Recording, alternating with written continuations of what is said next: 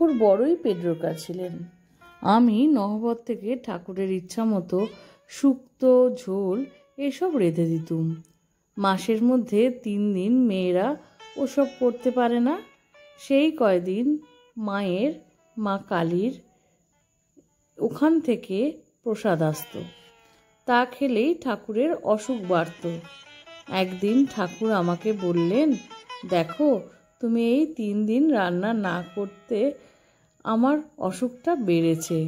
তুমিও কদিন কেন রাঁধলে না? আমি বললুম, মেয়েদের অসুচির 3 দিন কাউকে রেঁধে দিতে পারে না। ঠাকুর বললেন, কে বললে পারে না? তুমি আমাকে রেঁধে দেবে, তাতে দোষ হবে না। বলো তো, অসুচি তোমার শরীরের কোন জিনিসটা?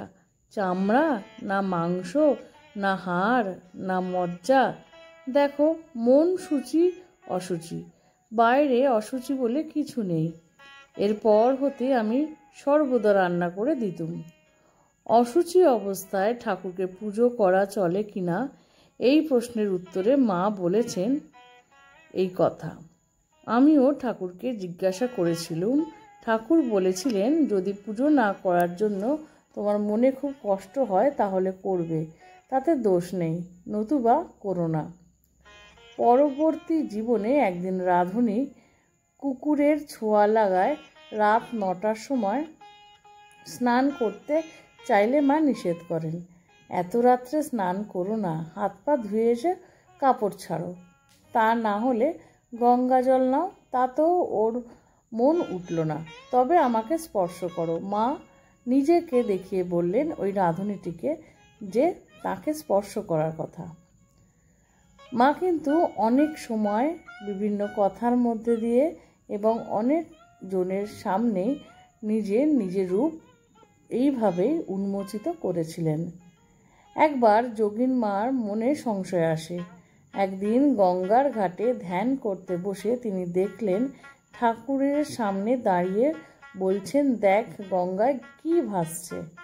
যোগিন মা দেখেন একটি সদ্যজাত শিশু নাড়ি ভুড়ি জড়ানো গঙ্গায় ভেসে যাচ্ছে। ঠাকুর বললেন, গঙ্গা কি কখনো অপবিত্র হয় না? তাতে কিছু স্পর্শ করে ওকে, অর্থাৎ শ্রীশ্রীমাকে তেমনই জানবে। ওর উপর সন্দেহ এনো না। ওকে অর্থাৎ শ্রীশ্রীমাকে, একে অর্থাৎ ঠাকুর নিজের দিকে দেখিয়ে দুজনকেই অভেদ জানবে।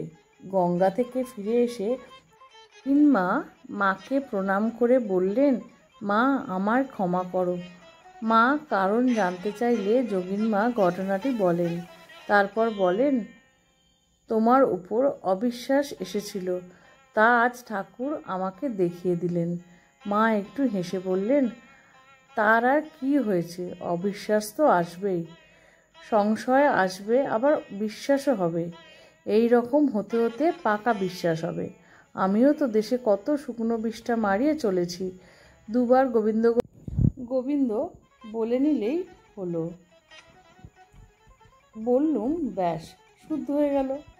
মনেতেই সব, মনেতেই শুদ্ধ, মনেতেই অশুদ্ধ।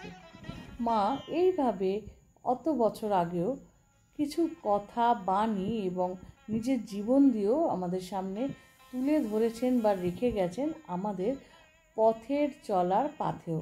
এই বলেই আজকে ছোট্ট ভিডিওটি শেষ করছি। ভালো লাগলে লাইক, শেয়ার, সাবস্ক্রাইব করো আর সঙ্গে থেকো। শেষে বলি, শ্রী ঠাকুর, মা, স্বামীজি, আমার গুরু মহারাজ এবং অন্যান্য মহারাজের শ্রীচরণের শতকোটি প্রণাম, আর ভক্তিতেই মুক্তি।